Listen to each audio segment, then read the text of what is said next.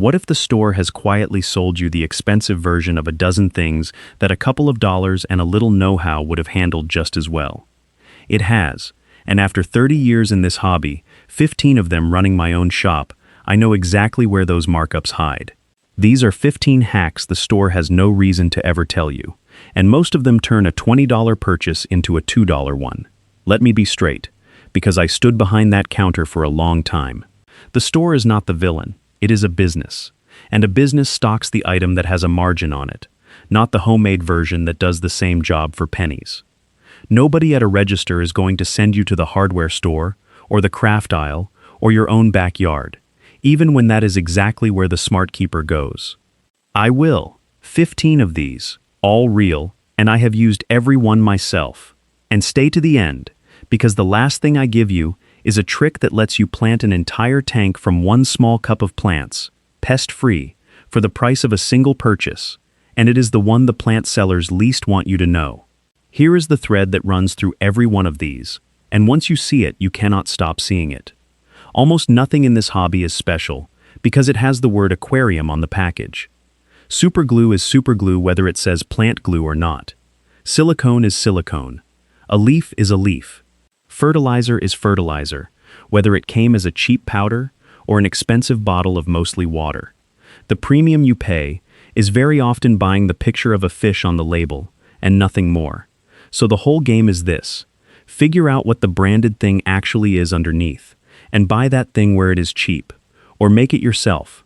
That is the entire list. First hack, and it is the one the bucket and siphon aisle fears most. Set up a continuous automatic water change. Instead of hauling buckets every week, you plumb a slow trickle of fresh, conditioned water into the tank, and let an overflow carry the same trickle out. The tank changes a small amount of its own water every hour of every day, so it stays cleaner and more stable than a big weekly change ever kept it, and you may genuinely never do a manual water change again. On a drip system, you are talking about a rate as slow as a few drips a second, a container you keep dosed with conditioner, and an overflow drain. It takes some setup and some plumbing sense, and it is the closest thing in this hobby to never touching maintenance again. No wonder nobody sells you the idea, they sell you the bucket. Second, dose bulk dry fertilizer salts instead of the bottled liquid plant food. Those bottles of liquid fertilizer on the shelf are mostly water, with a small amount of actual nutrient dissolved in. The real nutrients, nitrogen, potassium, phosphorus, and the trace elements, are sold as plain dry powders by the bag, and a small bag of each, for a few dollars total, makes years and years of the exact same fertilizer. You either mix your own liquid from them, or dose tiny measured amounts dry. For the price of 2 or 3 of those bottles, you get a supply that outlasts several tanks. The bottle is convenience packaging, and you are paying a fortune per actual gram of nutrient for the water it is dissolved in. Third, attach plants and rocks with plain superglue gel, not the little tube of aquarium plant glue. That special plant glue at the counter is ordinary cyanoacrylate, which is just the chemical name for superglue, sold in a tiny tube at a big markup. Regular superglue gel, the dollar store kind, is the identical substance, and it cures hard even underwater, and is completely safe for the tank once set. You use it to glue anubias and java fern onto rocks and driftwood, or to fix aquascape pieces together. A single dollar tube does what several of the aquarium branded ones do. It is the same glue. The only difference is which aisle you bought it in.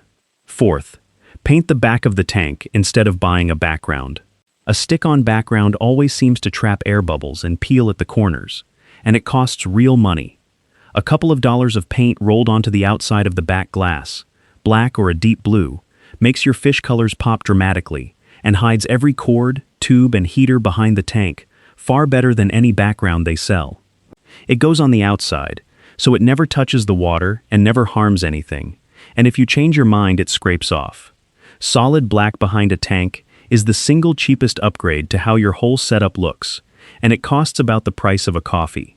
Fifth, reseal a leaking tank yourself with a $5 tube of pure silicone instead of throwing it out or buying new.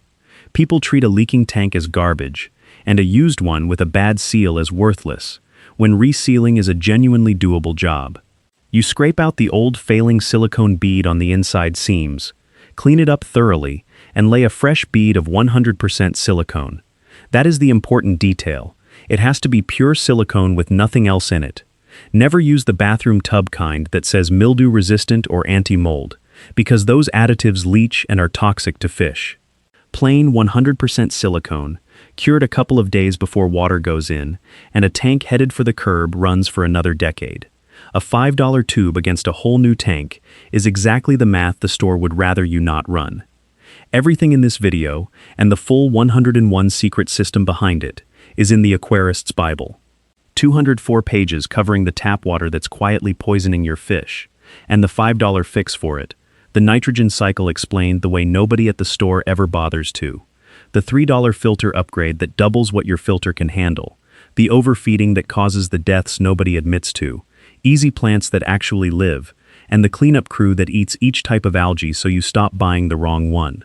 Plus a quick reference card you can tape inside your stand, so you always know the right move when a fish looks off.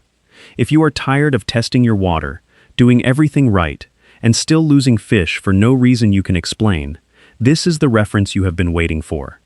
Link in the description below, QR code on screen. Sixth, for soft water fish, make your soft water with reverse osmosis water or clean collected rainwater instead of dosing buffer bottles forever.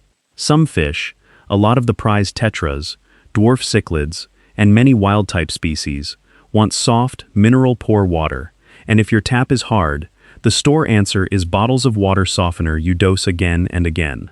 The cheaper, more stable route is to start with water that is already soft. Reverse osmosis water, which is water pushed through a fine membrane that strips out nearly everything, is available cheap from many grocery store machines, and clean rainwater is free. 2 honest cautions. That stripped water has no minerals at all, so you add a measured remineralizer back to give the fish what they need. You never use it straight. And collect rainwater clean, in the open, not runoff from a treated roof. Done right, it is pennies against a lifetime of buffer bottles. 7th, get your tannin botanicals free from your own yard instead of the bagged catappa leaves. Tannins are the compounds that tint a blackwater stream tea-colored and gently calm fish while mildly fighting infection, and the store sells dried tropical catappa leaves for them at a premium. You very likely have equivalents in your own neighborhood.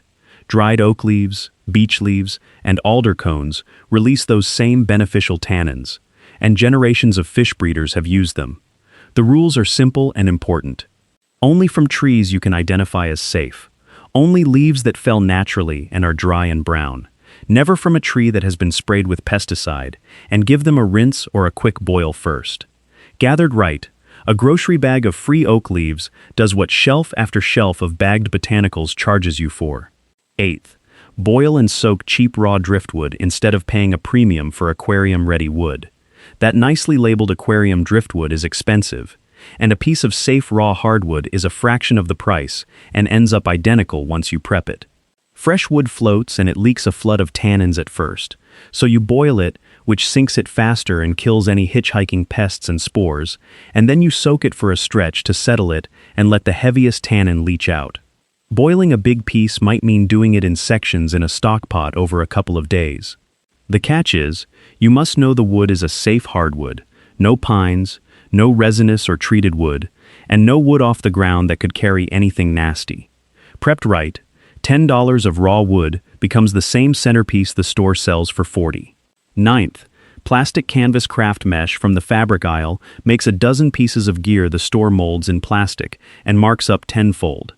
This stuff is a stiff plastic grid, sold in sheets for a couple of dollars where the yarn and crafts are. With it and some zip ties you can build tank dividers to separate aggressive fish, breeder box frames, guards over your overflow, and mesh media bags, all things the store sells as dedicated plastic accessories for many times the price. It is aquarium safe, it cuts with scissors, and it assembles with no tools. One $2 sheet has saved me buying.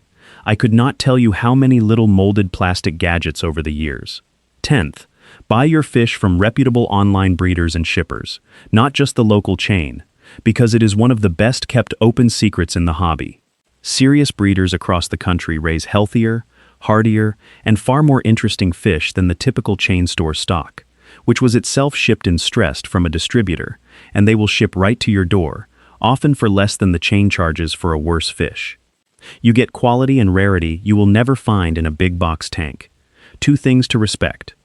Order when the weather where you both are is not extreme, since fish ship with heat or cool packs and a brutal cold snap or heat wave is the risk, and acclimate a shipped fish carefully when it arrives after its long trip.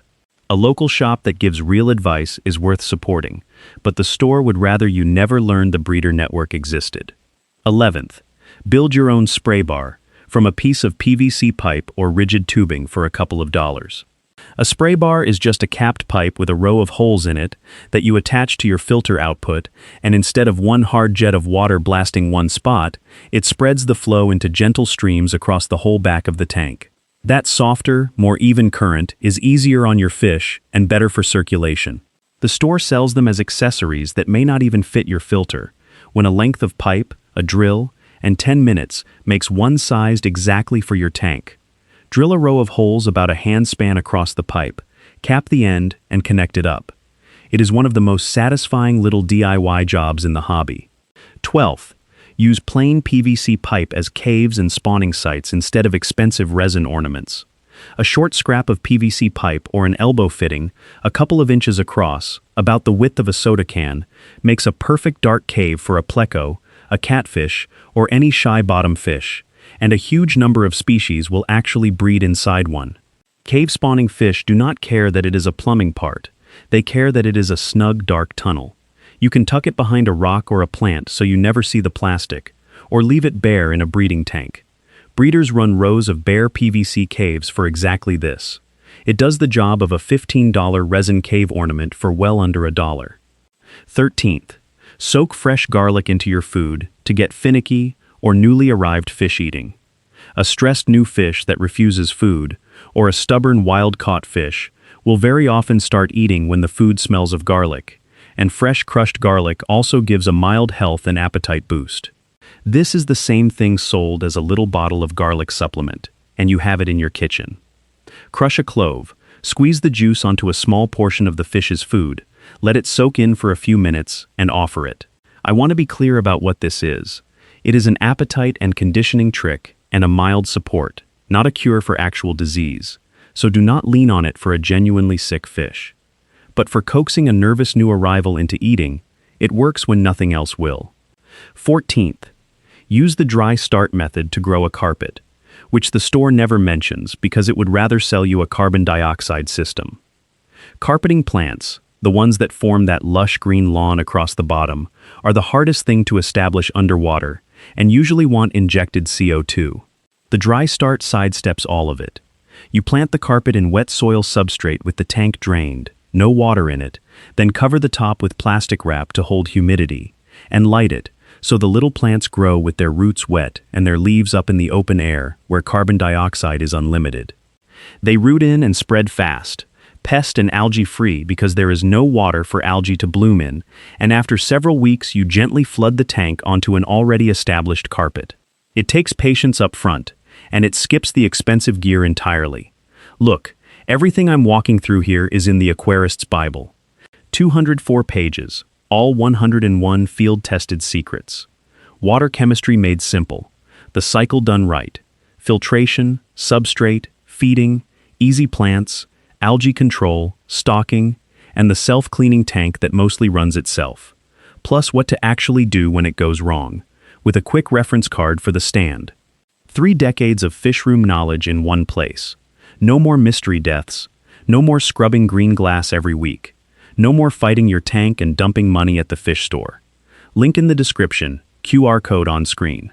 15th, grow plants and breed fish outdoors in a summer tub, which is the closest thing to a free fish and plant factory there is. In the warm months, a simple tub of water set outside becomes a little ecosystem all its own. Full, unfiltered sunlight grows plants explosively, far faster than any indoor tank, and warmth plus wild live food breeds live bearers and many other fish with almost no effort on your part. You seed it in spring, let the sun and the bugs do the work all summer, and bring the bounty back indoors before it turns cold. A few real rules. It has to be a species suited to your local outdoor temperatures. The tub needs a way to stay topped up and not cook in full heat, And you have to manage mosquitoes. A few fish in the tub eat the larvae, and cover for predators like birds and raccoons. And this one matters most. You never ever release anything from that tub into a wild waterway. No fish, no snails, no plants, because that is how invasive species get loose, and it is illegal in most places. Run responsibly. A summer tub produces plants and fish all season for the cost of the tub. Now the honest limits, because a good hack done carelessly turns into a problem. A few of these have hard rules I said in passing, that are worth repeating. Only 100% silicone with no mildew additive for a reseal. Always remineralize reverse osmosis and rainwater rather than using it bare. Only safe identified hardwoods and safe pesticide-free leaves. And never release a single thing from an outdoor tub into the wild. And none of these replaces the fundamentals. A cycled tank, sane stocking, and steady maintenance are still the foundation all of this sits on. When a fish is genuinely sick, that is a quarantine tank and a proper medication, not a clove of garlic. One plain safety note that covers the lot. You are mixing water and electricity in the same cabinet, and building your own gear puts you right in there with it. So every cord goes in a drip loop, meaning it dips below the outlet so water runs off the low point instead of tracking into the socket, and the whole thing goes on a GFCI outlet, the kind with the test and reset buttons. Which brings me to the thing I promised, the one the plant sellers least want you to do, planting a whole tank from a single cup for pennies a plant, with zero risk of introducing pests. It is called tissue culture. Some plants are sold in a little sealed cup, grown in a sterile lab in gel rather than in water. And because it was grown in a lab, it is completely free of snails, snail eggs, algae, hydra, and disease. The exact hitchhikers that ride in on normal potted plants. Here is the secret the price tag hides. That one cup is not one plant. It is a dense mat of dozens of tiny plantlets. You rinse the gel off, and then you gently tease that mat apart into 8, 10, sometimes 15 or 20 separate little plants, and you plant each one individually, spread across the tank. They grow together into a full carpet or a full stand far faster than you would expect, because you started with so many growth points. So one tissue culture cup, for the price of a single plant, plants an entire section of tank, and it does it without you ever having to quarantine or dip anything, because there was never a pest in it to begin with. That is, get more for less and beat the pests, in one move. It is the single best-kept value in the whole plant aisle, and the person selling you individual plants at a few dollars each is never going to point it out. None of this is about cheating anybody, and a good local shop that gives honest advice is worth every dollar. I ran one. It is about knowing what you are actually paying for, so your money goes to the fish and the tank instead of to a label. Pick 3 of these that fit what you are doing. The painted background, the superglue, the PVC caves, whatever, and try them this week. Once you start seeing the markups for what they are, you cannot unsee them, and this whole hobby quietly gets cheaper and a good deal more fun, because half of it becomes things you made yourself.